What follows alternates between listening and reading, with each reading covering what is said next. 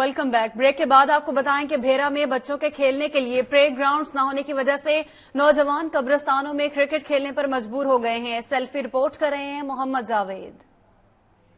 जी, कहते हैं कि जहां पर ग्राउंड आबाद होते हैं वहां पर अस्पताल होते हैं, लेकिन भेरा में कोई प्ले ग्राउंड न होने की वजह से बच्चे जो हैं वो कब्रिस्तानों में क्रिकेट खेलने पर मजबूर हैं, जिससे कब्रों की बेरुखी होती रहती है। हमारे साथ मुफ्ती साहब मौजूद हैं, इनसे जानते हैं कब्रिस्तान के बारे में कि क्या से इसकी हरमत।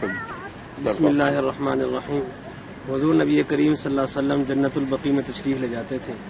वहाँ जाकर मदफून सहाबे किराम के लिए दुआ करते थे।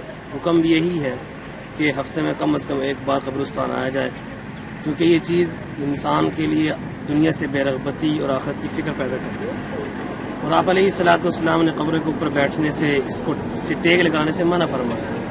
लिहाजा हम सबको ऐसी सरगर्मियों से, एक्टिविटीज़ से अवॉइड करना चाहिए जो कब्रिस्तान की बेहरमती का बाइस बने, जैसे खेल कूद, तफरीह का बनाना। लिहाजा इन सबसे बचना चाहिए।